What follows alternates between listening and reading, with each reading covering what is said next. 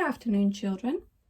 Today, in our DT session, we are going to be thinking about the design of our lighthouse.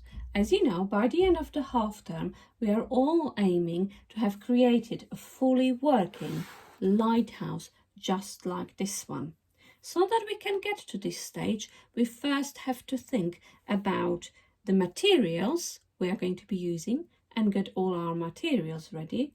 And we have to think about what we would like our lighthouse to look like and what materials we're going to use for different parts of the lighthouse. So today we are going to be working on this sheet, which is included in your original packs given to you on the 5th of January. But I'm also going to be attaching a copy, an electronic copy, to the tapestry just in case you can't find the paper copy anymore. Okay, so let's put our designer hat on and let's think about what do we need to do to get to this stage so that we have a fully working lighthouse. So the very first thing we need is we need to make sure we have all the materials ready. So we have ordered most of the materials that you need and we have sorted them out into packs and they are all ready for you to pick them up from the school office. One of the materials that you have been provided with is a paper bowl like this. Okay, children, you might ask, why have we gone for a paper bowl and not a plastic bowl? We will need to make a hole here in the middle, children. Can you think, is it easier to make a hole in the middle into a paper bowl or a plastic bowl? You are right, a paper bowl is much easier to make a hole into. So that's why we have gone for the paper bowl. So one of the materials provided for you is a paper bowl like this. And this is going to be, can you guess which part of the lighthouse this is going to be for? Absolutely, it's going to be for the base of the lighthouse. It's going to create the hill that the lighthouse stands on. So that is our paper bowl. Then can you think of any other materials that I would need to create this lighthouse? You're absolutely right. We need a tube, don't we? Now, I have a choice of a toilet roll tube or a kitchen roll tube. Children, which one of these do you think would be better for the lighthouse? Do you think I should go for a toilet roll? Or do you think I should go for the kitchen roll? You're absolutely right. I should choose the kitchen roll tube. Absolutely right. Now let's think, why is the kitchen roll better for the lighthouse? If we were building a lighthouse on a seashore, would we want it to be short or would we want it to be as tall as possible? That's correct, children. We would want it to be as tall as possible. But can you think why? That's right. We would like the ships to be able to see the light at the top of the lighthouse from as far as possible. So I am going to go for the kitchen roll. And this is something that you need to ask your mummies and daddies to provide you with, the kitchen roll tube. Okay, so let's think. What else do I need? Let's have a look at the top, children. What do you see there? That's right, there is a light at the top of the lighthouse. So another material that we are providing you is a plastic cup, a transparent plastic cup so you can see through it. Why do you think, children, we have not given you an all white plastic cup, which would have been opaque, would have been all white? That's right, if we put a light bulb in a plastic cup which is opaque and all white, we would not be able to see the light very well.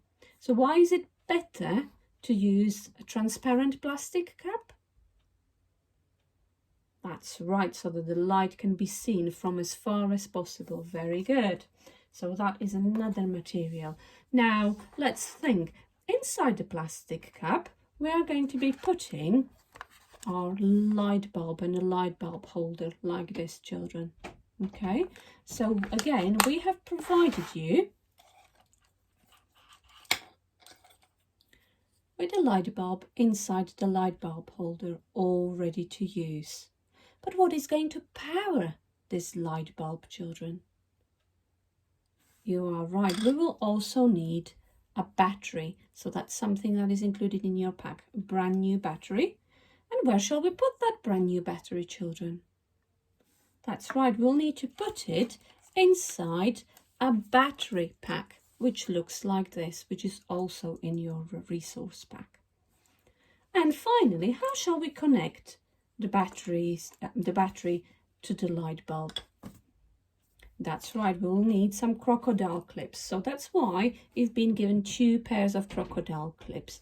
And we're going to be using all of these materials to create a working electric circuit. But please don't do that yet, because that's something that you are going to be shown how to do in the science lesson over the next couple of weeks. Okay, children? Right, let's go back to the reason why we are using a paper bowl and not a paper plate. Have a look at the shape of the lighthouse base. Where do you think, children, would we need to put all of these electrical components? Shall we put them on the outside of the lighthouse? No, we shouldn't, because that would make it unsightly. So in fact, one of the reasons why we have chosen the paper bowl and not a paper plate is because, look at this, there is a hiding place right inside the bowl where we can put all our electrical components like that. Okay, children? So let's think. We have talked about the base, we have talked about the main body of the lighthouse, we have talked about the light on the lighthouse. What's this, children? That's right, that is our winding mechanism, so that we can lower and wind up the basket full of food ready for Mr. Grinling to eat. Absolutely, children. So to create this winding mechanism, again, we have to think of the materials that we need. So can you think, do any of you remember what is this part called? It's the axle. That's right, that's the axle. And the axle is what goes, the part that goes through the whole of the lighthouse. Can you see? So it has to go from one end of the lighthouse to the other end of the lighthouse. So I have a choice of materials again. I have either the doweling or a straw. So I'm going to be thinking, okay, well, which of these 2 materials would be most suitable? Well, both of them are straight. Both of them are nice and round, so they look like an axle. Let's think about the choice of the materials. Okay, what are the properties of a straw? It's quite bendy, isn't it, children? Now I have to think, do I need to have an axle that is bendy? No, in fact, that wouldn't make my winding mechanism very strong, would it? So in fact, I'm going to choose the doweling for my material because it's very strong and sturdy, and I certainly can't bend it, and I wouldn't recommend that you try bending it at home because you might end up snapping it and you don't have access to a replacement one at the moment. Okay, so I'm going to choose the doweling to act as my axle on the winding mechanism.